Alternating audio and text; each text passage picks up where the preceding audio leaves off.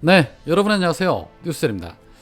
윤석열이 26일 대구 서문시장을 방문하니까 많이 홍보해달라는 김건희 팬카페에 윤석열 동선 공개가 있었습니다. 대통령실은 사과하면서 어떤 경위로 유출이 됐는지 감찰을 하겠다고 밝혔죠.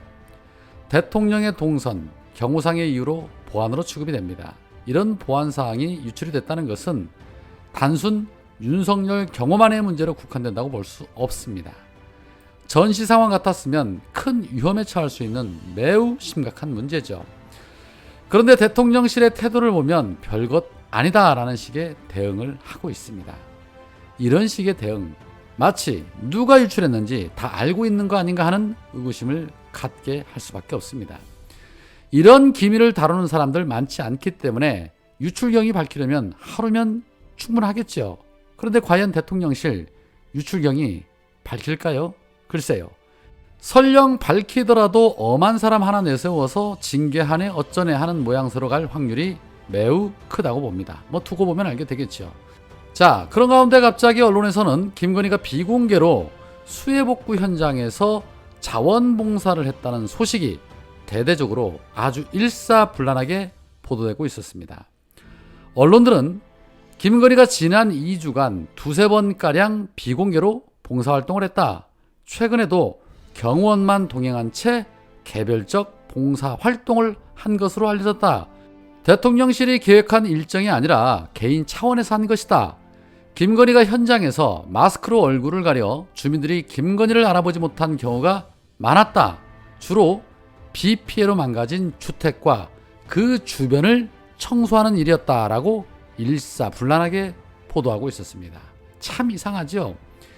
비공개라면서 언론에 다 보도해놓고 비공개라고 말하는 점, 2주간 두세 번 갔다는데 수십 차례도 아니고 두 번이면 두 번이고 세 번이면 세 번이지 두세 번이라고 얼렁뚱땅 하는 점, 김건희가 마스크로 얼굴을 가려서 주민들이 알아보지 못한 경우가 있었다라고 말하는 점, 망가진 주택 그 주변을 청소했다고 말하는 점, 이해할 수 없는 말들이 이어졌습니다.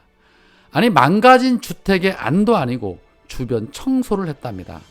알아보지 못했다는 건 알아보는 사람도 있었다라는 것인데 왜 전혀 알려지지 않았을까요?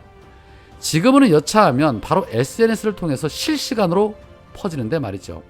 그리고 정작 중요한 것은 어디 현장에서 어떻게 봉사했는지에 대한 내용이 전혀 없습니다. 하다못해 사진 한 장도 공개된 것이 없습니다. 그런데 나 비공개 봉사활동을 했다, 이렇게 언론을 통해서 홍보를 하고 있습니다. 최소한 언론에 이런 보도를 하게 하려거든 사진 한 장이라도 좀 공개하고 떠들어야 믿을 거 아닙니까? 대체 뭐 하자는 시츄에이션일까요? 물론 사실일 수도 있습니다. 그러나 전혀 믿음이 안 간다는 것이죠. 윤석열이나 김건희나 입벌구라는 거 누구나 다 아는 사실 아닙니까?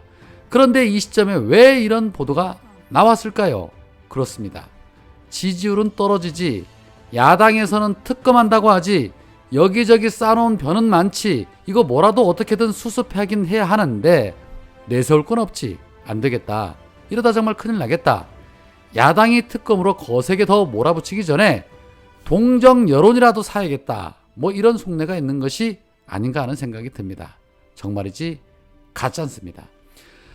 자, 그런 가운데 경찰이 결국 김건희의 허위 경력과 이력 등에 대한 수사 결과를 발표했습니다.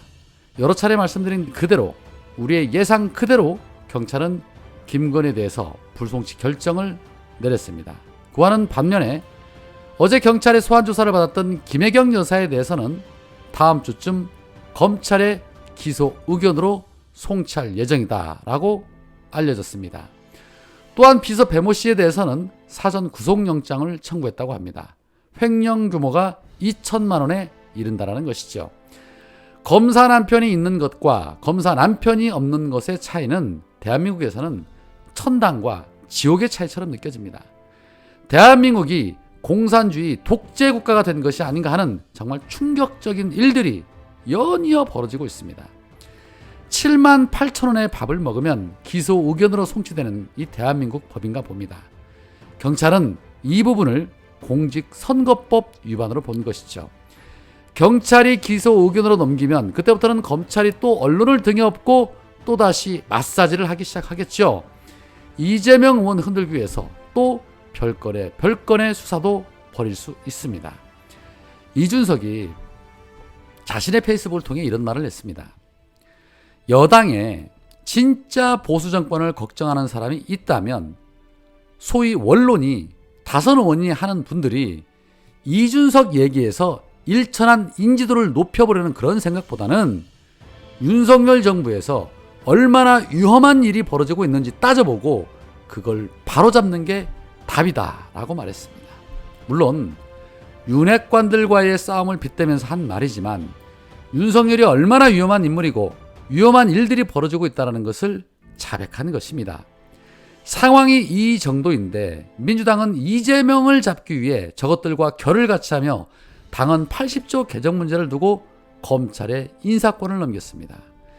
이 부분을 두고 어제 민주당 당헌 80조 조항과 당헌 14조 개정안 안건에 대한 투표를 실시했지만 재적 중앙위원 566명 중에 267명만이 찬성을 해서 과반에 못 미쳐 개정안에 실패했습니다.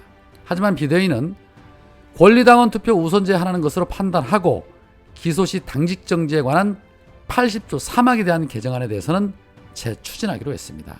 비대위는 이 안건을 다시 의결해서 25일 당무회를 거쳐 26일 중앙위 투표에 다시 상정하겠다는 방침을 세운 것으로 알려졌는데 참 영양가 없는 짓들은 열심히도 합니다. 아예 삭제하면 간단한 일을 아주 그냥 발광들을 합니다. 민주당 호박들 참 정신 못 차리죠. 지금 윤석열과 정부 여당이 정상적인 집단으로 보이십니까? 누구 말처럼 윤석열과 싸우랬더니 이재명에게 총구를 겨누는 것들이 왜 이렇게 많은지. 어제 국임당의 조경태가 한 라디오 방송에서 이런 말을 했습니다. 민주당에서는 특검 못할 것이다. 패스트트랙 못 해올 것이다. 그거 하려면 당론으로 해야 하는데 많은 민주당 의원들이 아마 부담을 가질 것이다 해서 나는 특검을 못할 것이라고 생각한다 라고 말했습니다. 자, 이 말인 즉슨 민주당 내 자기들과 결을 같이 하는 의원들이 많다는 소리 아닙니까? 그리고 발목 잡힌 의원들도 있다는 그런 소리 아닙니까? 이재명의 민주당에서 할 일이 정말 너무너무 많은 듯합니다. 그래도 해야죠. 이겨내야죠. 우리는 끝까지 응원할 것입니다. 왜냐? 그래야 우리가 삽니다. 대한민국이 삽니다. 오늘은 여기까지입니다. 고맙습니다.